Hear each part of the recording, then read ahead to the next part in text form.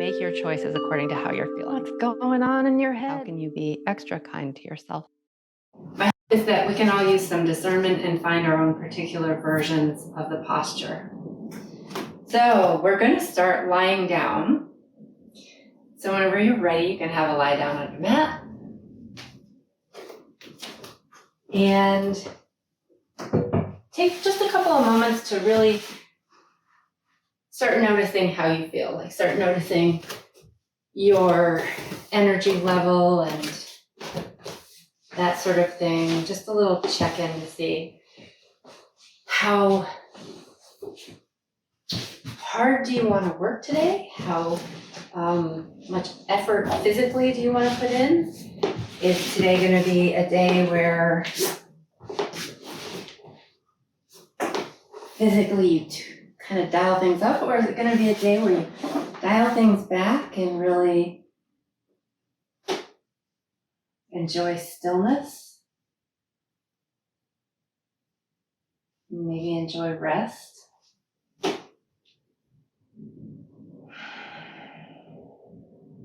might try taking a few really deep breaths.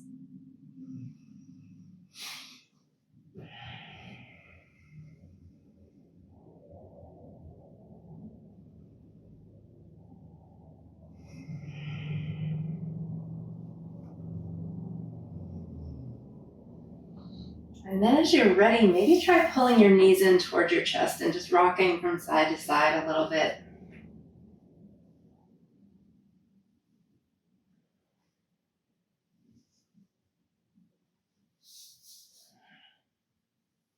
Now extend your left leg down and pull your right knee in. And you can wrap your hands around that right knee and move it around a little bit. Just kind of starting to feel what's going on in your hips.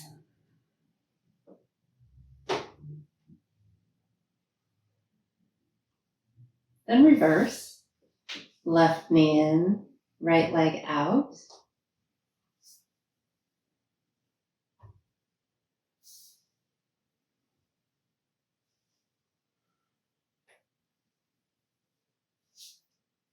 Reverse again. And this time you can continue doing what you were doing before, or one thing you might consider doing would be holding that right knee still, maybe lifting your head, maybe lifting your shoulders, maybe lifting your left leg to some degree. And this is just a thing that you might try. And if you're lifting that left leg, you might just hover it a couple of inches off the ground. And if you're doing this, you might notice your core has to engage.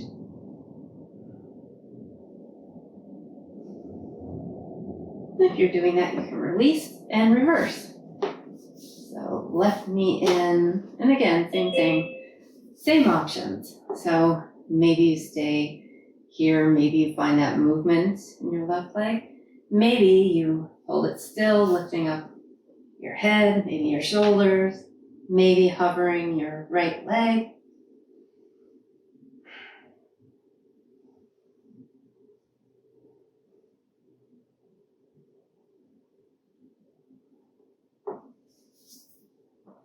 And then you can release that.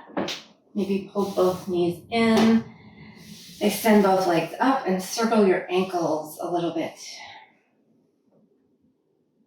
So maybe rotate them in one direction and then pause, rotate them in the other direction.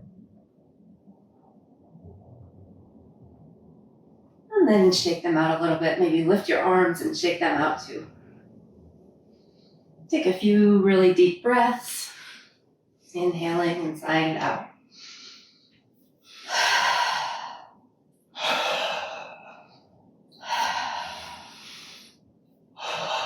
Then pull your knees back in. Extend your left leg down onto the mat. And see, again, what's going on in your right hip. Just check in for a moment. And then extend your right leg up towards the sky and maybe place your left foot on the ground. So right leg up, left foot down on the ground, knee bent. Flex and point your right foot a few times and see what's going on in that leg. So that leg will be heading towards straight, but it's okay if it's not straight. Just see what is happening in the back of that leg in particular. Maybe you can feel a stretch here. And then flex that foot and see how straight you can make your leg. So that might mean that it moves down a little or a lot. It just depends. But actively see if you can use the strength of your body to, even as it's straightening, pull it towards your body, which may intensify the stretch on the back of the leg.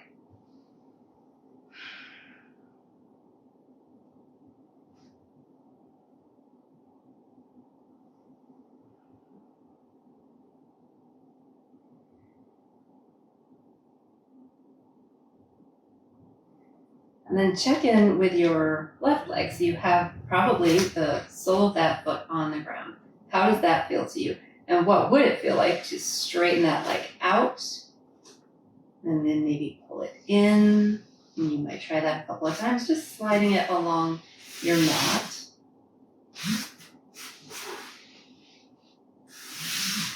And it might change what you feel in your right leg as you're doing it. And the next time your foot is in, keep it there. Bring the ankle of your right leg over the knee of your left leg. So flex that right foot and start pressing gently your right knee away from your body so that it externally rotates that hip. And then you can stay there or check in what's going on in that right hip. Do you want to lift your left knee up towards your body? Maybe interlacing your hands either behind your hamstring on that left leg or in front of that shin. Wherever you want to be here, you're in a version of Sucharandrasana. And what you're looking for is a stretch through your outer right hip. And if you have your left leg up, you might rock a little from side to side if that feels good.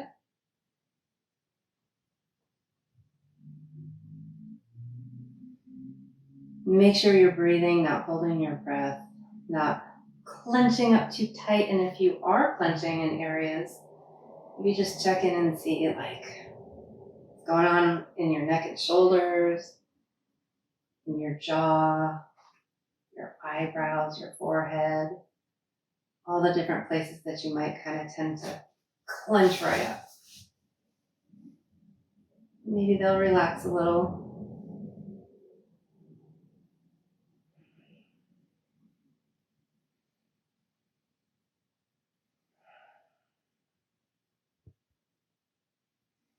When you're ready, you can release that. Drop both feet to the floor. Maybe widen your feet a little bit and try a couple of windshield wipers, knees to one side and then the other. Just for a moment. When you're ready, bring them back to center. Step your feet in. Pull your left knee in. Kind of wrap your hands around that. Maybe stretch your right leg out for a moment. Pull it back in, place that foot on the ground, and extend your left leg up towards the sky. Flex and point that foot a few times. Checking in with what's going on in the back of that leg. It might be a big stretch.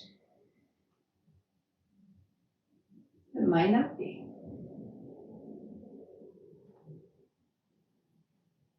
And then the next time your foot is flexed, can you send that leg into a straight position or pretty straight? You don't have to lock it out or anything, but just notice where does it land if it's straight. And can you actively, using the strength of that leg and your hip flexors, can you pull it toward your body? And it might not move, but you might feel a lot of engagement as you do that.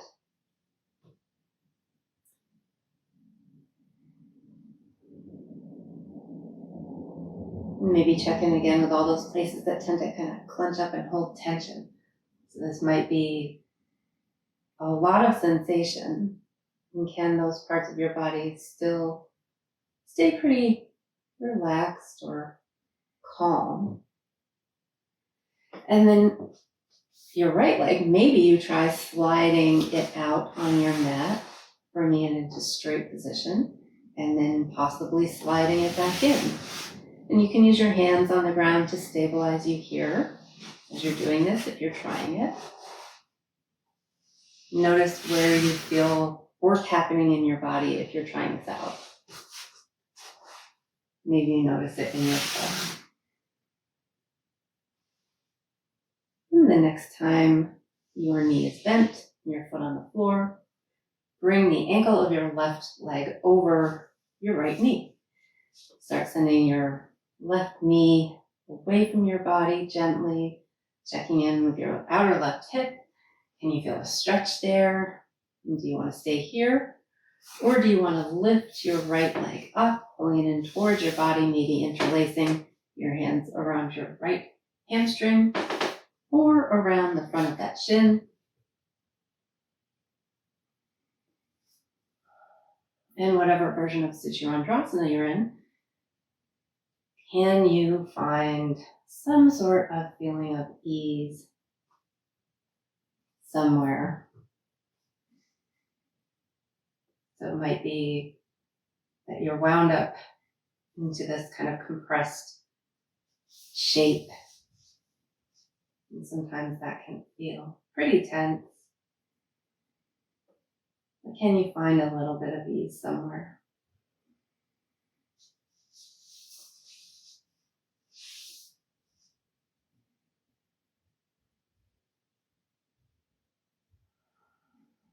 You might check in with your breath.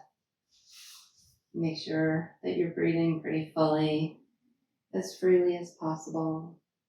Maybe noticing where each breath kind of makes your body move. Like, obviously your chest moves, but can you feel it anywhere else?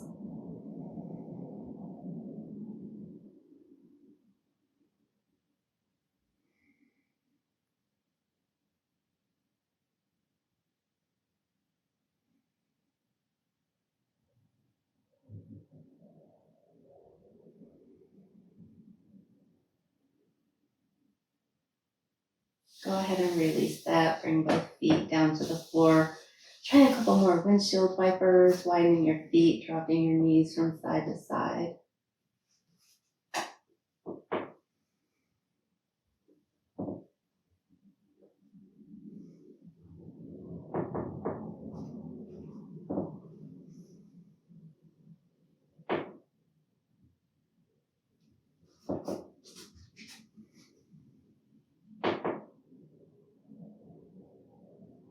As you're ready, you can come back to center. And from here, keeping your left foot planted on the floor, pull your right knee in. And then, excuse me, bring your foot up so that it's flexed. Your knee is bent, your hip is bent. Your right foot, the bottom of it is aiming kind of towards the ceiling. And check in with your hips. Pull that knee over towards your right armpit. And see if you can keep your hips pretty level on the ground. You might bring your right hand behind your knee. You might bring it somewhere along the shin of your right leg, or you might try wrapping it around the bottom of your foot, around the sole of your foot for half happy baby. And once you get into this position, wherever feels right to you to keep your hand, maybe try sliding your left leg out straight on the ground. You might place your left hand either on your quadricep, or that left leg, to kind of help keep you balanced on the floor, or you might keep it on the ground. But notice that we often do happy baby with both legs. What does this feel like? Maybe quite a bit different. And another thing that you might try would be bringing your right arm to the inside of that right leg. somewhere along the inside of that leg. And maybe you kind of bring your hand around to the back of your calf. Maybe you kind of wind it around that leg, your hand on your ankle, the back of your calf, somewhere around there. And one other thing you might try doing would be to slide your left leg back in and keeping your hand wherever of that left hand maybe planted on the ground for stability. Lift your left knee in and then straighten that leg up towards the ceiling. Maybe point your toes. And so this is a version of elephant trunk pose, which is that possibly intimidating looking posture that I sent an image out in the email. So elephant trunk pose or Eka Hasta Bhujasana. Except we're on our backs here. And when you're ready, you can bring everything down, just release whatever you've got going on. Maybe stretch yourself out long, rotate your ankles and wrists a little bit to see how did that work for you. So as always, I'm inviting you to kind of just take a look at these movements and try out which ones feel right to you, and don't try and force yourself into any particular shape. We're going to try that on the second side here. So bend your knees, place your feet on the floor. Pull your left knee in towards your chest. Start to open it out towards your armpit and send that foot up towards the sky, keeping as much of a bend you can in your ankle, knee, and hip. And then you might bring your left hand behind your left knee, maybe somewhere along that shin, maybe wrap it around the sole of that foot, and maybe you try straightening your right leg out on your mat. And again, you can bring your right hand to your quadricep if that feels right, if you've got that leg out. You might bring it down to the ground if that feels more stable. But here you are in a happy baby. And you may remember what happy baby on both legs feels like. And it might feel a lot different. But just notice, like, how does it feel for you?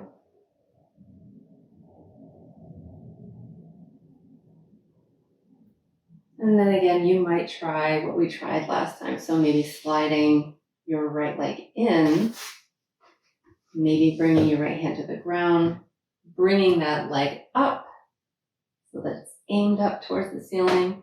And you might adjust how you have a hold of your left leg with that left hand. So maybe bringing your arm to the inside of that leg, your hand somewhere around your calf, kind of helping you support that leg. And can you keep your hips pretty level on the ground? Maybe try pointing your toes, taking a few breaths in this version of elephant trunk pose, wherever you are. And that leg doesn't have to be up in the air. Maybe you kept it down on the ground. Just noticing, like, what is working for you today. And as you're ready, you can release all of that and take your choice of movement here. So if you want to stretch out, maybe would rather do some windshield wipers, whatever feels appropriate to your body right now.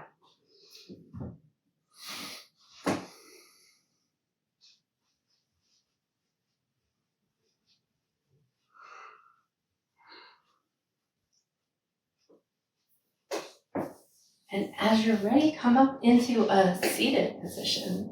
So take your time getting there.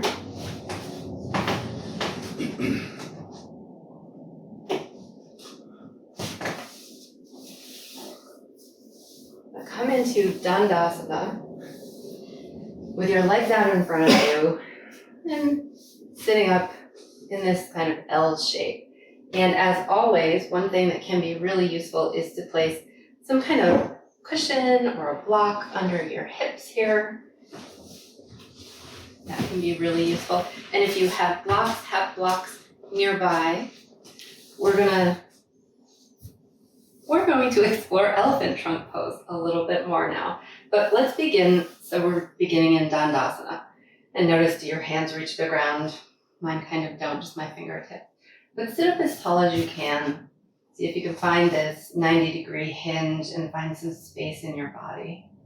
You might flex and point your toes a few times. And if it feels available to you, you might consider folding forward into Paschimottanasana. So just as much as feels available to you, if at all. And if you find it useful, you might move around a little bit in this posture. So really focusing on that hinge right at your hips, noticing what kind of stretch you can feel and where. So this can be a big stretch for the whole back body.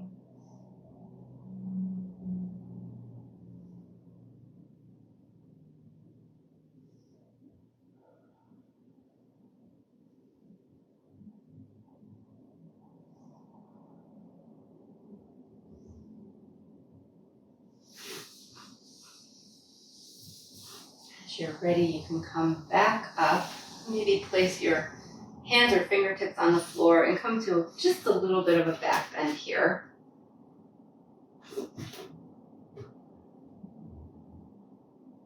And maybe you tilt your chin up. Maybe you move a little bit within that back bend, just gently seeing like, how does that feel for you? And come back to neutral. And keeping your right leg out in front of you where it is, bend your left leg. Kind of pull that foot right close to you. And then open it a little bit to the side so that you're in this, your body is in this L position, your right leg straight out in front of you, your left leg bent to the degree that it works for you, and move out towards the left.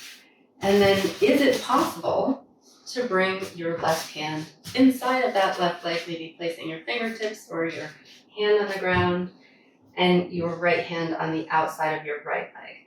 So your hands are kind of aligned with each other horizontally on your mat. And you can round through your back here to do this. So this is a version of elephant trunk pose right here. An elephant trunk pose can be many things. Traditionally, you'll see it as an arm balance. It's an arm balance, a forward fold, a big stretch for your whole back body. It's a lot of mobility through your hip area.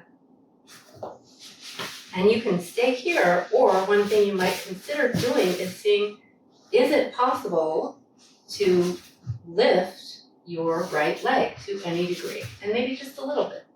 Maybe it just pops up off the ground, and maybe it doesn't, and that's okay too. So that's going to be big work for your hip flexors, for your quads. And it might just be that you bring some engagement into that leg. Another option would be keeping that leg down, seeing what is it like to try lifting your left foot off the floor. And again, that might not be possible. It might feel like a lot of work for your hip flexors. Just see what happens there. And you can pause there. Just see, how did that settle for you? How does that feel for you? And if lifting your left leg was like, yeah, that's no big deal for me, you might consider seeing what would it be like to lift it up and hook your left arm underneath it. And that might feel terrible. It doesn't feel too good to me. So I'm giving it a shot and then saying, hey, my back doesn't like that. So I'm going to drop it back down. And just really notice for you, how does that work? And another option, if you would like to, would be to take your blocks, place your blocks under your hands, and see what is it like to press into your blocks. And if you know it's going to hurt your wrists, maybe you skip that, but you might try lifting your butt up, pressing into your blocks, possibility of hovering one or both feet. And that's just an option that might or might not be appropriate for you.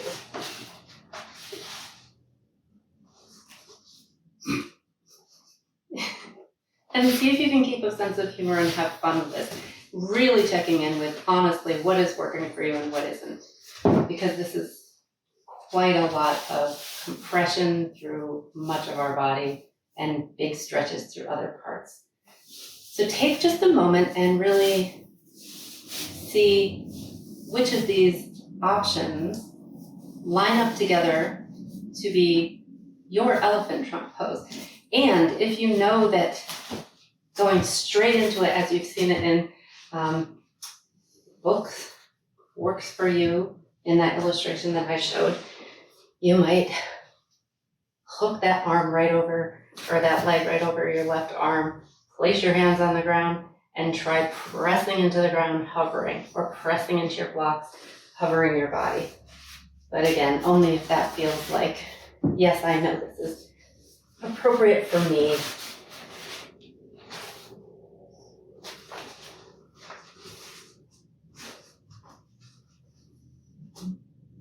And whenever you're ready, you can just let all that go. And maybe you just kind of wiggle your legs around, relax a bit, and then we'll try it on the other side. So it can be a lot of work for your hip flexors, lots of stretch through the back of your body. Just notice how you're feeling, and when you're ready, give it a go on the second side. So set yourself up. Maybe you have something under your hips, maybe you don't. But this time you'll pull your right leg in and then step it out to the side a bit. And see, this might be right here, this might be elephant trunk pose for you. This might be a great option for you. Maybe you bring your right hand to the inside of that right leg.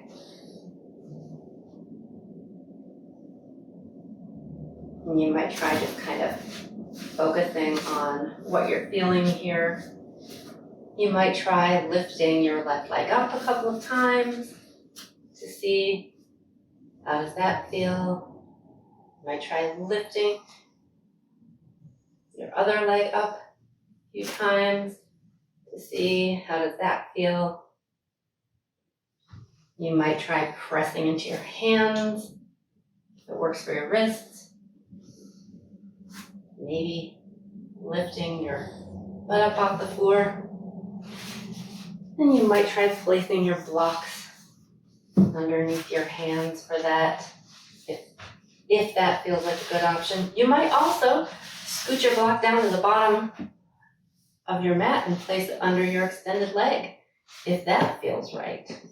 And you could do the same thing under your right leg, if that feels right to you.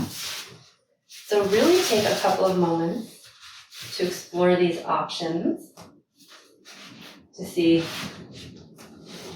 does this feel like good work for my hip flexors? Does it feel like a good stretch through the back of my body, through my hamstring?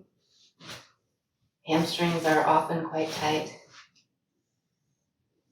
And if you'd like to try hooking that right leg over your right arm, you hoist it up as high as you can, press your hands down, maybe see about lifting your hips to any degree.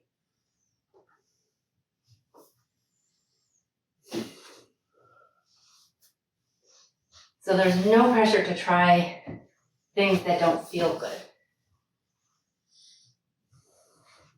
Just take about one more minute to see, like, what about this posture feels right to me.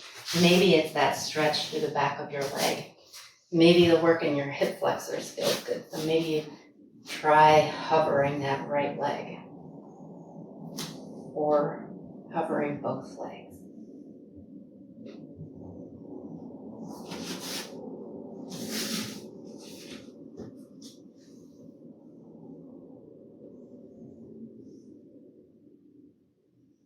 And whenever you're ready,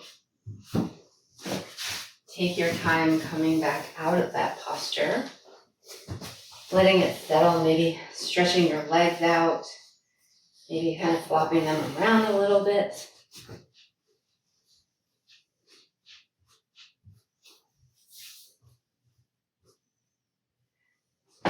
And then when you're ready, you can roll yourself back down onto your back.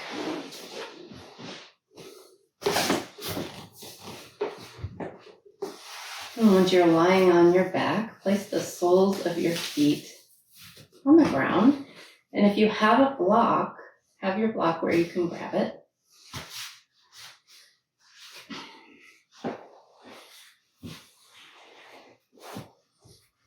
And as you're ready, if it feels good to you, you can lift your hips up into a bridge and then pop your block underneath your sacrum, right under your sacrum. You can have it on the lowest setting or maybe on the second setting, but probably not on the high setting. So get it under there securely and allow your sacrum to just rest there on your blocks for a supported bridge. And you can stay right here, or you might try pulling your right leg in, and if it feels secure to you, keep that leg up there, slide your left leg out, and press the heel of your left leg down into the floor to get a stretch through your hip flexors on that left side. And if you'd like a deeper stretch, if it feels secure to you to bring your hands up and wrap them around your right knee, you could pull that right knee in.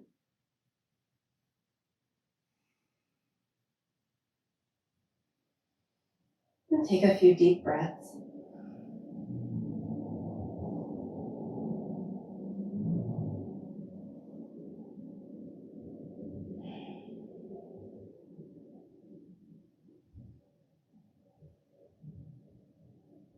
When you're ready, you can release that right leg down, pull your left foot in and try it on the second side. So lifting your right leg, lifting your left leg, sliding your right leg out, pressing that right heel down, maybe wrapping your hands around your left knee to bring a bigger stretch in there. Or you might be staying in that supported bridge with both feet on the ground, just feeling what's going on in your body. We tried some interesting movements today. And how did they work for you?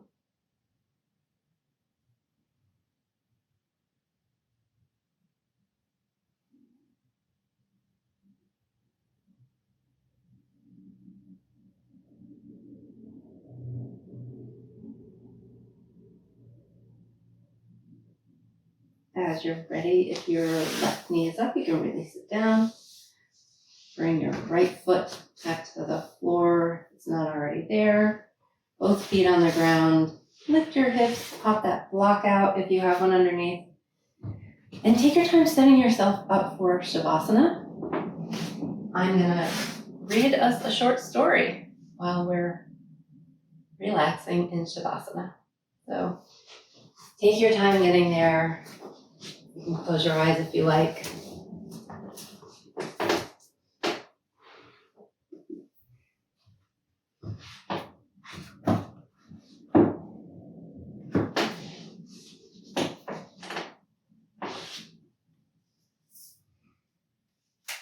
So this is another story from the stories behind the poses, the Indian mythology that inspired 50 yoga postures by Dr. Raj Balpuram. And this one is about elephant trunk pose, which we tried today, Eka Hasta Bhujasana. The marriage of Parvati and Shiva, though blessed, was never simple. As much as Shiva adored Parvati, his first love was yoga. He was always off meditating, seeking higher levels of attainment. And although she loved him with all her heart, waiting for eons on end for Shiva to complete his meditative practices was difficult for Parvati. She knew better than to disrupt his trances, but on one occasion, after a millennium or two had elapsed, her loneliness got the better of her, and she longed for a child. She scratched a bit of skin from her arm, and with it, crafted a son whom she named Ganesha. Such is the power of the divine feminine, the source of all life, the creatrix of all things. Here is the power of Maya, of magic, of manifestation. She mystically produced her son from her own body. The feminine is the primordial. It comes first.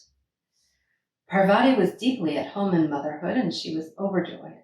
Not only was she the mother of all creation, but now she had a child to call her own, a point of focus for the full breadth of her oceanic love.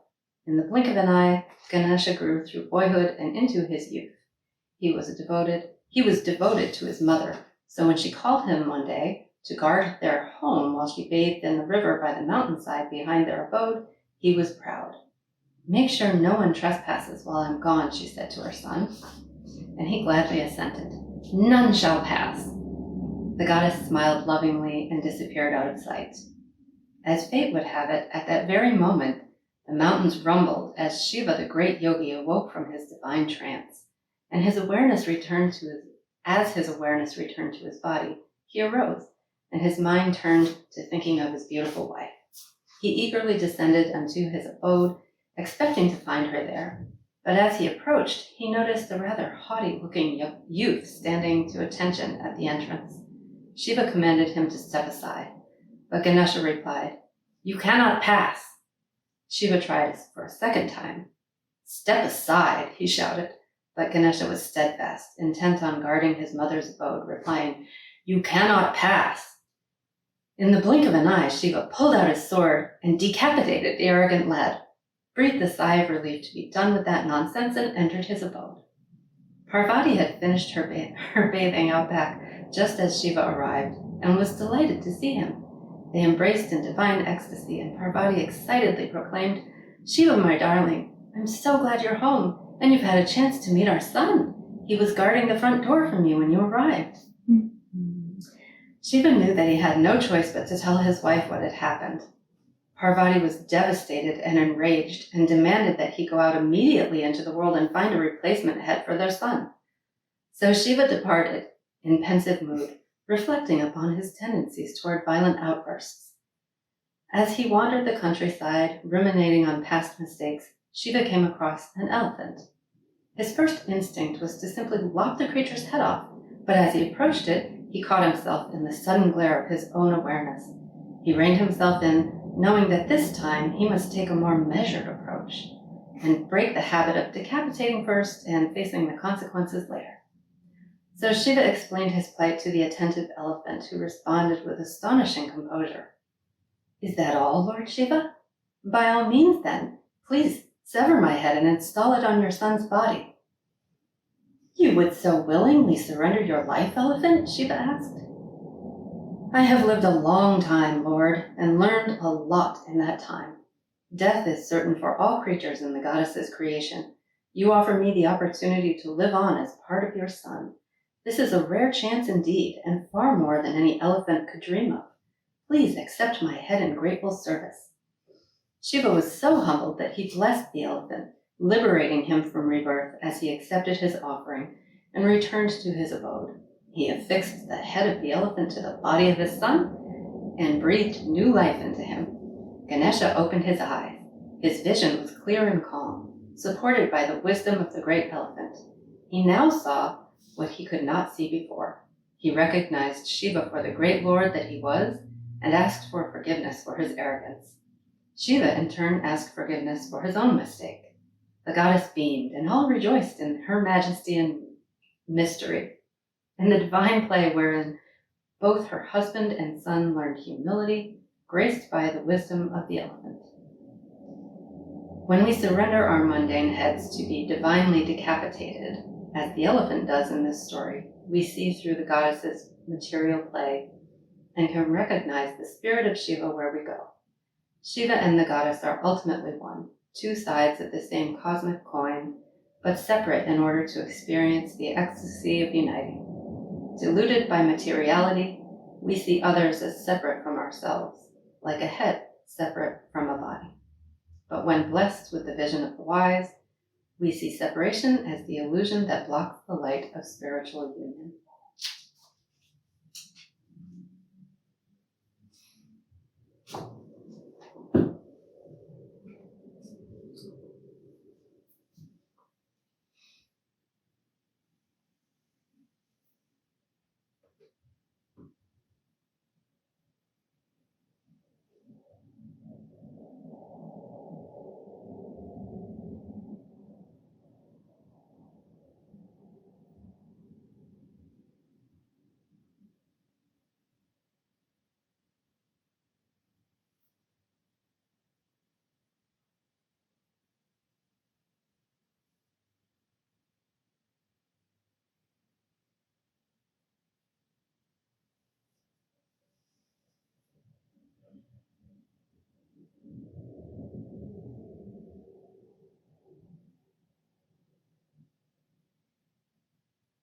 Notice if your mind is wandering.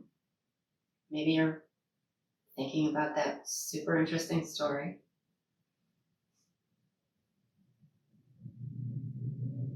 Can you kind of bring yourself back to where you are?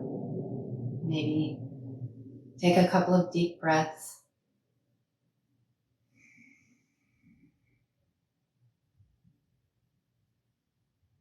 Find a little movement. If your eyes are closed, you can take your time opening your eyes. If you're ready to reset your body, you can maybe come into a seated position, maybe shift yourself around. If you're really enjoying Shavasana, you could decide to stay in Shavasana.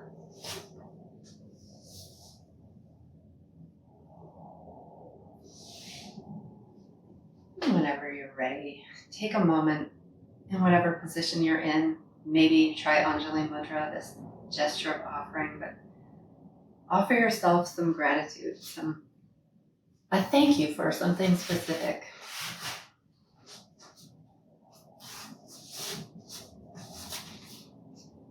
And then a moment to acknowledge the practice of yoga as an ancient Indian practice.